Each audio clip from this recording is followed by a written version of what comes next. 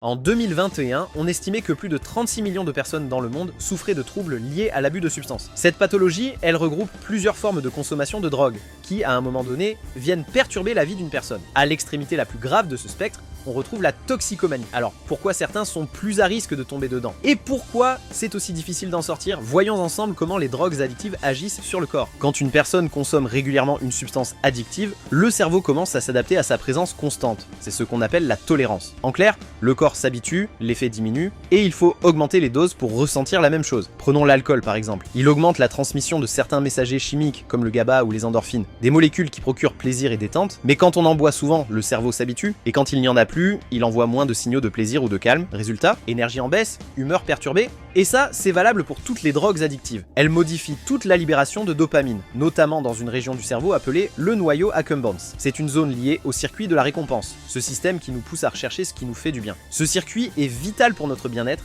mais les drogues, elles, le pirate, quand on consomme souvent et que le corps s'habitue, on peut entrer dans la dépendance, un état où la substance devient nécessaire pour fonctionner normalement. Et ce n'est pas tout. La répétition peut affaiblir le cortex cérébral, la partie qui gère les décisions réfléchies et freine les comportements impulsifs. A l'inverse, le sous-cortex, responsable des habitudes et des impulsions, prend de plus en plus de place. Ce déséquilibre crée un sentiment de perte de contrôle. Et quand la personne arrête, son corps est complètement déséquilibré. Elle ressent des envies incontrôlables, qui dirigent ses pensées et ses comportements. Et parfois, elle entre en sevrage. Prenons les opioïdes. Ils calment la douleur, ils apaisent, mais en phase de sevrage, c'est l'inverse. Douleur accrue, angoisse, insomnie. Plus une drogue agit vite sur le cerveau, plus elle est addictive. Par exemple, l'héroïne et la morphine sont similaires. Mais l'héroïne traverse plus rapidement la barrière du cerveau, ce qui la rend plus puissante et plus addictive. Même chose pour la nicotine. Les patchs ou les gommes sont moins addictifs que la cigarette ou le vapotage, car la fumée atteint le cerveau bien plus vite. Mais attention, toutes les substances ne se valent pas. Leur composition et leur mode d'administration comptent, et surtout, chaque individu est différent. Pourquoi certains deviennent accros et d'autres non? Les scientifiques pensent que c'est un mélange entre notre bagage génétique et nos expériences de vie, mais aucun des deux ne détermine à lui seul une addiction. Par contre, des traumatismes ou des troubles mentaux peuvent augmenter le risque. Et surtout, consommer avant 18 ans est un facteur aggravant majeur. Pourquoi? Parce que le cerveau adolescent est encore en construction, et ses circuits de récompense sont ultra sensibles. Côté génétique, on sait déjà que certains gènes augmentent le risque de dépendance à la nicotine, en rendant le cerveau plus sensible à ses effets et le sevrage plus difficile. Mais l'inverse existe aussi. Certains gènes ralentissent la dégradation de l'alcool dans le corps, résultat, des effets secondaires désagréables,